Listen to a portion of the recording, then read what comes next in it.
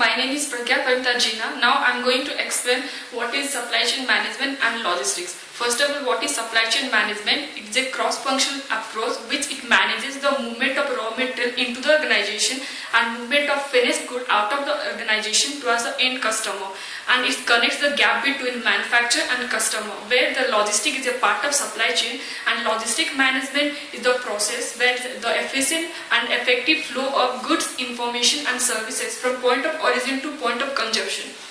Here these are the basic components of supply chain management.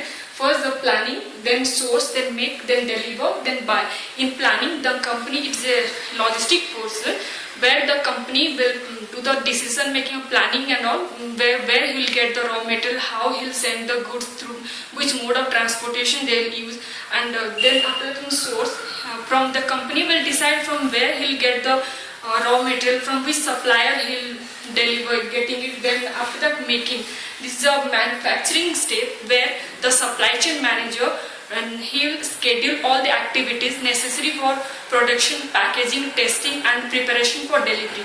And here in delivery, he will arrange the transportation, how he will send the goods towards the end customer, how the customer will get the product, and which transportation he will use. Then in buying, buying that buy process where the customer will buy the product. After buying the product, customer will see if there is any defect in the product. Again it will go to the company, then he will get the product. After that, this is a typical supply chain for a manufacturer. It starts from here. There are many suppliers who are supplying the raw material to the manufacturing site. For that, they are using some different multimodal transportation by air, by ship or by truck.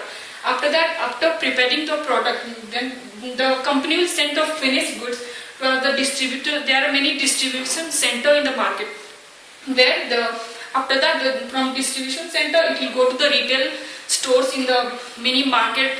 After that, directly the customer can get the product from over there.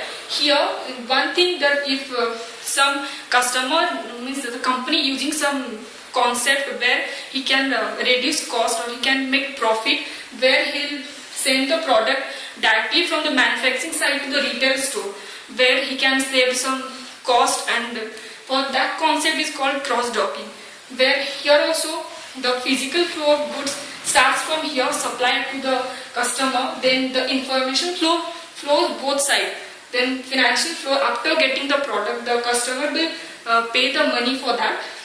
Then after that, there are some sub areas for supply chain management.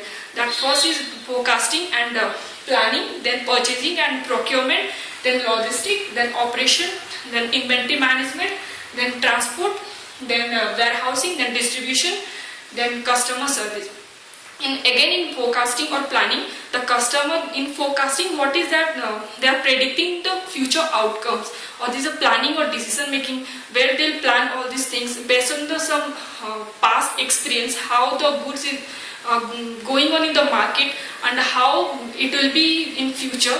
All these things happens here. Then in purchasing and procurement, again they will purchase the product, how they will procure it. Then logistic, I'll discuss it later. Then in inventory management is storing or stocking of raw material. Then finished good, it may be equipment or it may be any kind of tools. Then in order to meet the customer demand in future, and also it balances the demand and supply. And inventory management also, it protects against uncertain demand in the future.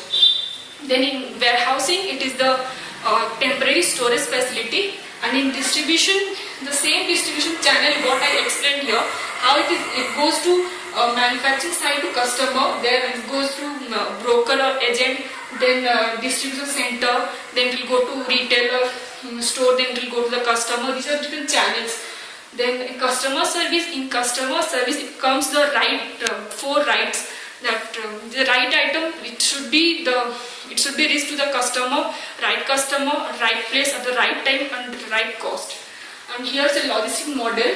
Here inbound logistic is there, outbound logistic is there. In inbound logistic is known as material management, and outbound logistic known as physical distribution. Here when from supplier, when the company is getting the raw material, This part is known as inbound logistics. And after making the raw material into the finished good, it will go to the reseller.